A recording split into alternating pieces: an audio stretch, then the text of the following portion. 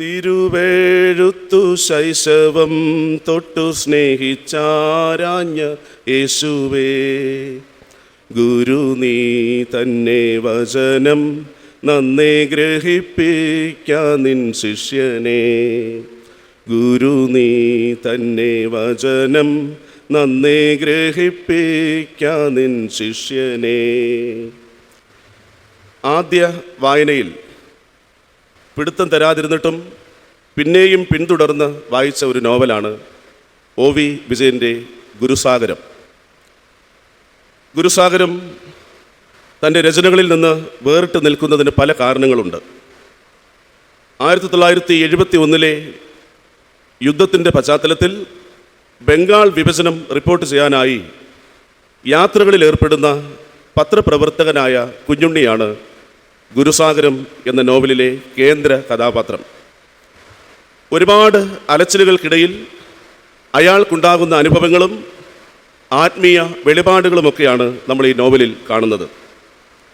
സ്വന്തം ആത്മീയ ഗുരുവിനെ തേടിയുള്ള സഞ്ചാരം അശാന്തമായ അനുഭവങ്ങളിലാണ് ആരംഭിക്കുന്നതെങ്കിലും ഒടുവിൽ കുഞ്ഞുണ്ണി എന്ന പത്രപ്രവർത്തകൻ ശാന്തി തീരത്ത് അണയുന്നു. ഈ സഞ്ചാരത്തിനിടയിൽ കുഞ്ഞുണ്ണിയിൽ തൻ്റെ ആദ്യ ഗുരുവായ പിതാവിൻ്റെ ഓർമ്മകൾ നിറയുന്നുണ്ട്. തുടർന്ന് തൻ്റെ പിതൃപരമ്പരകളിലും പ്രകൃതിയിലും മൃഗത്തിലും മനുഷ്യരിലും ആകാശത്തിലും ചരിത്ര സംഭവങ്ങളിലും വരെ കുഞ്ഞുണ്ണി ഗുരുവിൻ്റെ സാന്നിധ്യം ദർശിക്കുന്നുണ്ട്. ഒരു വശത്ത് കുഞ്ഞുണ്ണി നേരിടുന്നത് ശിഥിലമായ കുടുംബത്തിൻ്റെ വേദനയാണ്, പ്രണയ നൈരാശ്യം, ഒരുപാട് ദുഃഖങ്ങൾ, ഏകാന്തത. ഇത്തരം പ്രതിസന്ധികൾ പെയ്തിറങ്ങുമ്പോഴും ഒരു ഗുരുവിനെ തേടിയുള്ള തീർത്ഥാടനം കുഞ്ഞുണ്ണി ഈ നോവലിൽ തുടരുന്നുണ്ട്. ഒടുവിൽ കല്യാണി എന്ന ചെറിയ കുട്ടിയിൽ തൻ്റെ ആത്യന്തിക ഗുരുവിനെ കണ്ടെത്തുകയും എല്ലാ കർമ്മബന്ധനങ്ങളും ഉപേക്ഷിച്ച് തറവാട്ടിലേക്ക് മടങ്ങി ഗുരുവിൻ്റെ കൃപയിൽ വിളങ്ങുകയും ചെയ്യുന്നു. ഈ നോവൽ നമുക്ക് നൽകുന്ന ശ്രദ്ധേയമായ 2 ഗുണപാഠങ്ങളുണ്ട്. ഒന്ന്, ഒരു യുദ്ധവും നല്ലതൊന്നും അവശേഷിപ്പിക്കുന്നില്ല എന്ന മഹാസത്യം ഈ നോവൽ അടിവരയിടുകയാണ്. ഉൾക്കണ്ണ് തുറന്നു വെച്ചാൽ ഗുരുക്കന്മാരുടെ ഒരു സാഗരം നമുക്ക് മുൻപിൽ തെളിയും എന്ന ഉറപ്പിൻ്റെ അക്ഷരസാക്ഷ്യമാണ് ഗുരുസാഗരം എന്ന നോവൽ നമ്മോട് പങ്കിടുന്നത്. ഒരു ഗുരു ഉണ്ടായിരിക്കുക, ശ്രേഷ്ഠതയുള്ള ഒരു ഗുരു ഉണ്ടായിരിക്കുക എന്നത് ഒരു ചെറിയ കാര്യമല്ല. കുഞ്ഞുങ്ങളുണ്ടായിരിക്കുക, ജീവിത പങ്കാളി ഉണ്ടായിരിക്കുക, ഭക്ഷണം ഉണ്ടായിരിക്കുക, വീടുണ്ടായിരിക്കുക, സുഹൃത്തുക്കൾ ഉണ്ടായിരിക്കുക, സഹോദരങ്ങൾ ഉണ്ടായിരിക്കുക. ഇതിനേക്കാളെല്ലാം പ്രധാനമാണ് ഒരു ഗുരു ഉണ്ടായിരിക്കുക എന്നത്. കാരണം ഈ കുഞ്ഞുങ്ങളും ജീവിത പങ്കാളിയും ഭക്ഷണവും വീടും സുഹൃത്തുക്കളും സഹോദരങ്ങളും ചേർന്ന് നമ്മുടെ ശരീരത്തെ മാത്രമേ സംരക്ഷിക്കാൻ കഴിയൂ, അതും ഒരു നിശ്ചിത കാലത്തേക്ക് മാത്രം. എന്നാൽ നമ്മുടെ ആത്മാവിനും ശരീരത്തിനും മനസ്സിനും അനിവാര്യമാണ് ഗുരു. ഗുരുക്കന്മാരിൽ ശ്രേഷ്ഠനായ ഗുരുവാണ് ക്രിസ്തു എന്ന് ചരിത്രം സാക്ഷിക്കും. യേശു സ്വയം താൻ ഗുരുവെന്ന് വെളിപ്പെടുത്തിയിട്ടുണ്ട്. യോഹന്നാൻ സുവിശേഷം 13-ാം അധ്യായം 13-ാമത്തെ വാക്യം. യേശു ശിഷ്യരുടെ കാൽ കഴുകുന്ന പശ്ചാത്തലത്തിൽ യേശു പറയുകയാണ്, നിങ്ങൾ എന്നെ ഗുരുവെന്നും കർത്താവെന്നും വിളിക്കുന്നു, ഞാൻ അങ്ങനെ ആകൊണ്ട് നിങ്ങൾ പറയുന്നത് ശരി. യേശുവിൻ്റെ ശരീരഭാഷ പോലും ഒരു ഗുരുവിൻ്റെ ശരീരഭാഷയാണ്.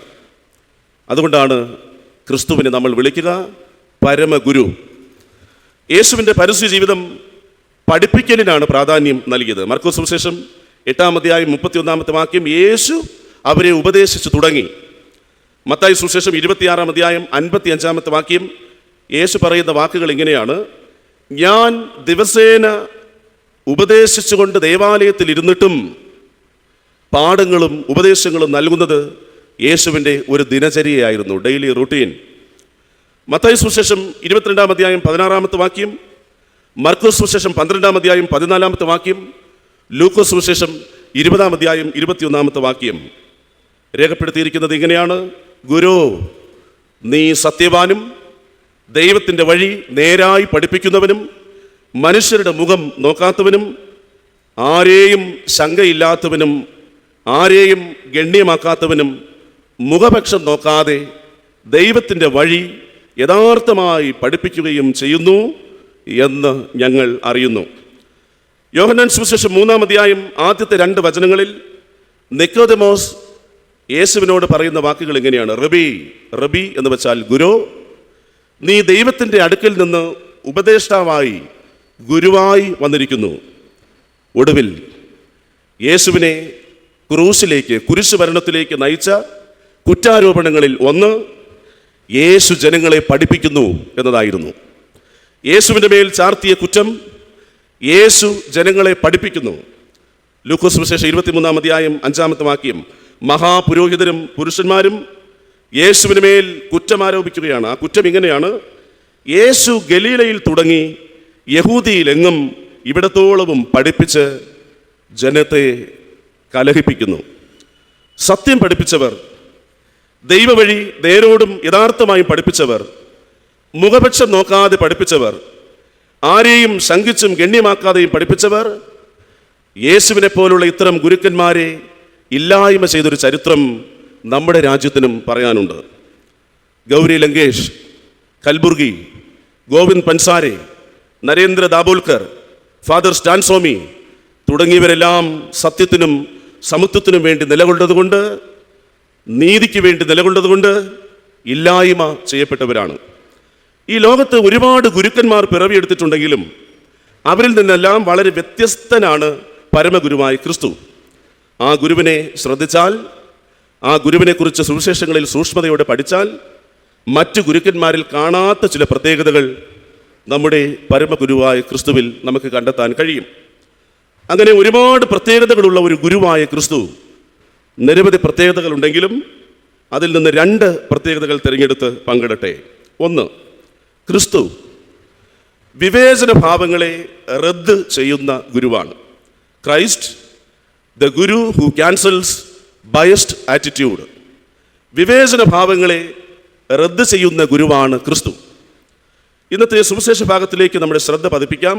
ലൂക്കോസ് സുവിശേഷം 4-ാം അധ്യായം 31 മുതൽ 43 വരെയുള്ള വചനങ്ങളിൽ നമ്മൾ അശുദ്ധഭൂതം ബാധിച്ചൊരു മനുഷ്യനെ കണ്ടെത്തും. അതിൻ്റെ തൊട്ട് താഴെയായി കഠിന ജ്വരം ബാധിച്ച ശീമോൻ്റെ അമ്മാവിയമ്മയും കണ്ടെത്തും. ഒരാൾ ഒരു പുരുഷനാണ്, മറ്റൊരാൾ ഒരു സ്ത്രീയാണ്.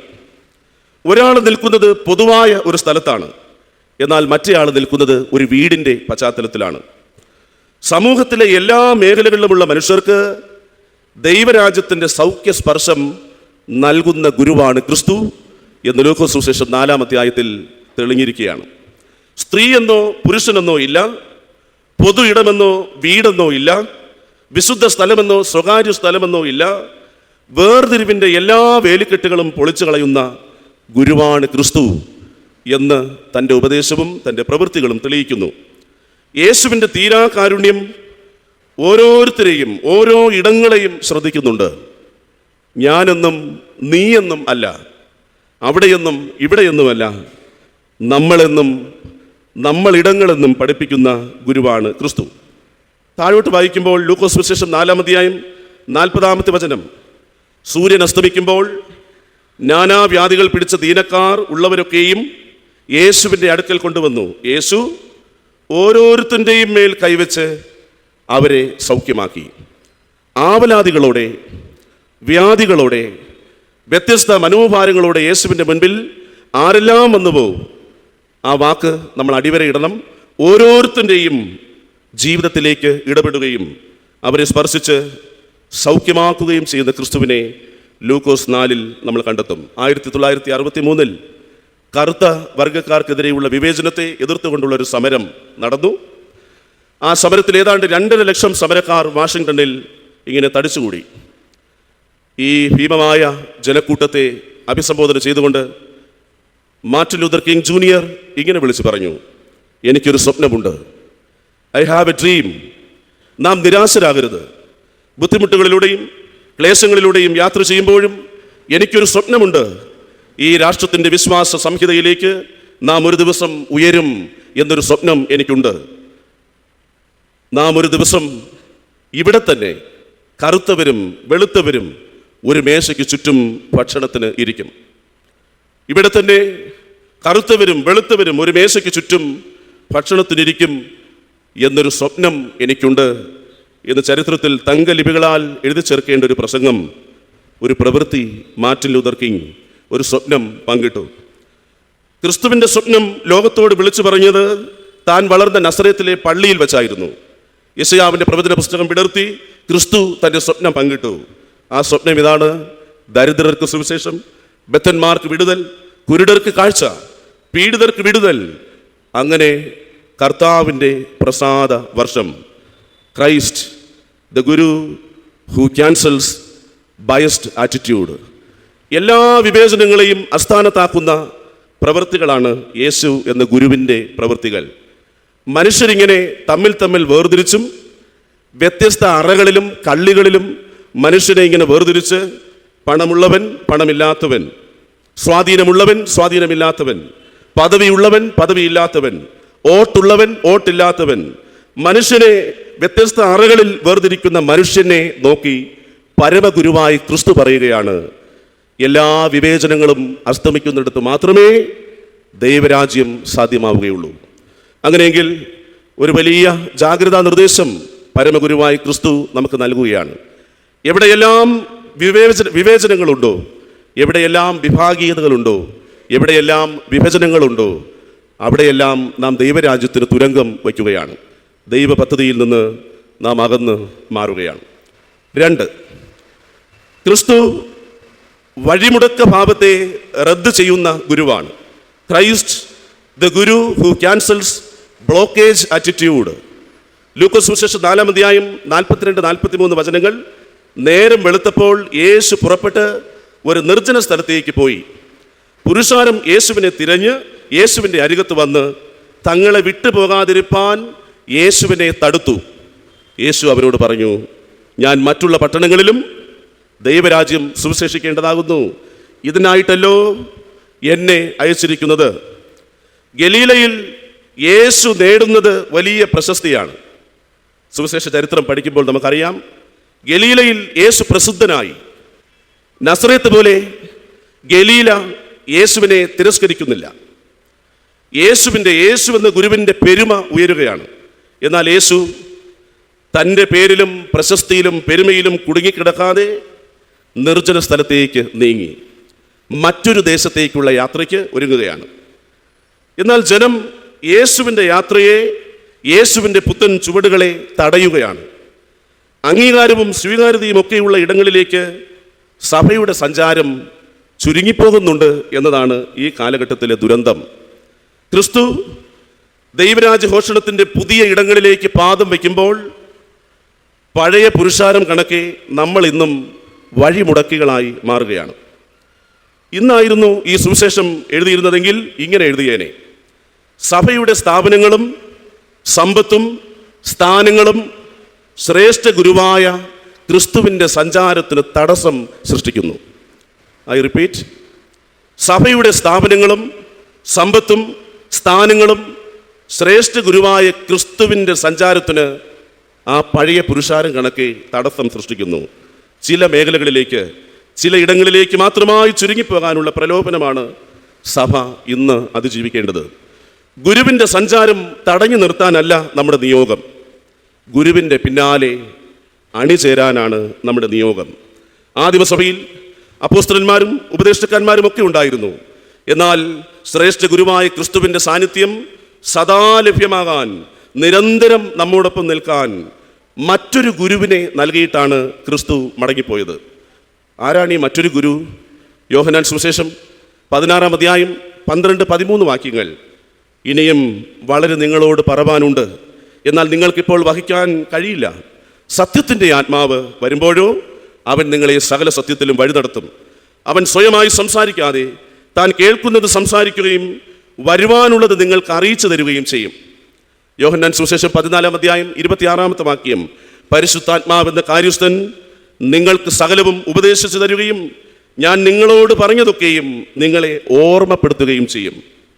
ഈ ഗുരുക്കന്മാരുടെ ഒരു പ്രത്യേകതയാണ് ഓർമ്മപ്പെടുത്തുക, പിന്നെയും പിന്നെയും പറഞ്ഞുകൊണ്ടേയിരിക്കുക, ജാഗ്രതാ നിർദ്ദേശം നൽകിക്കൊണ്ടേയിരിക്കുക. ക്രിസ്തു എന്ന ഗുരു എത്ര കുലീനമായിട്ടാണ് ഇങ്ങനെ വഴിമാറി നിന്ന് പരിശുദ്ധാത്മാവെന്ന ഗുരുവിനെ സജീവമാക്കുന്നത്. പരിശുദ്ധാത്മാവ് പങ്കിടുന്ന വചനവും പ്രവചനവും ഓർമ്മപ്പെടുത്തലും, ഇവയുടെ എല്ലാം പിന്നിൽ അണിയറയിൽ ക്രിസ്തുവിൻ്റെ സാന്നിധ്യമുണ്ട്. ക്രിസ്തു പറയുന്നതാണ് കേട്ട് പങ്കിടുകയും പ്രവചിക്കുകയും ചെയ്യുന്നത്. പെരുന്തച്ചൻ വളരെ പണ്ട് കണ്ടൊരു ചിത്രമാണ്. പെരുന്തച്ചൻ തച്ചൻ്റെയും മകൻ്റെയും കഥയാണ്.